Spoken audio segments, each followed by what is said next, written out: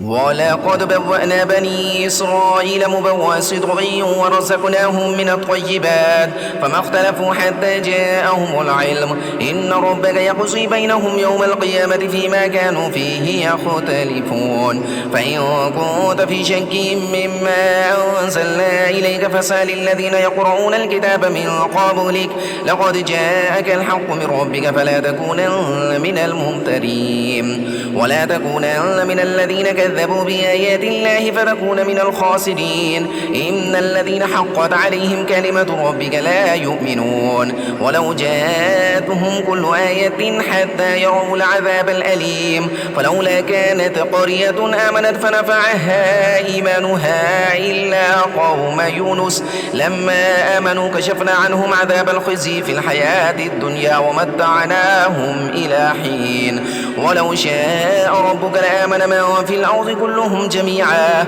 أفأنت تكره الناس حتى يكونوا مؤمنين وما كان لنفس أن تؤمن إلا بإذن الله ويجعل الرجس على الذين لا يعقلون قل انظروا ماذا في السماوات والأرض وما تغني الآيات والنذر عن قوم لا يؤمنون فهل ينتظرون إلا مثل أيام الذين خلوا من قبلهم قل فانتظروا إني معكم من المنتظرين ثم ننجي رسلنا والذين آمنوا كذلك حقا علينا ننجي المؤمنين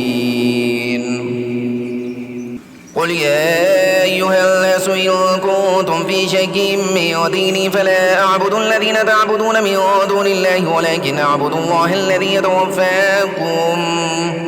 وأمرت أن أكون من المؤمنين وأن أقم وجهك للدين حنيفا ولا تكونن من المشركين ولا تدع من دون الله ما لا ينفعك ولا يضرك فإن فعلت فإنك إذا من الظالمين وإن يمسسك الله بضر فلا كاشف له إلا هو وإن يردك بخير فلا راد لفضله يصيب به من يشاء من عباده وهو الغفور الرحيم قل يا أيها الناس قد جاءكم الحق من ربكم فمن اهتدى فإنما يهتدي لنفسه ومن ضل فإنما يضل عليها وما أنا عليكم بوكيل واتبع ما يوحى إليك واصبر حتى يحكم الله وهو خير الحاكمين آمنت بالله صدق الله العظيم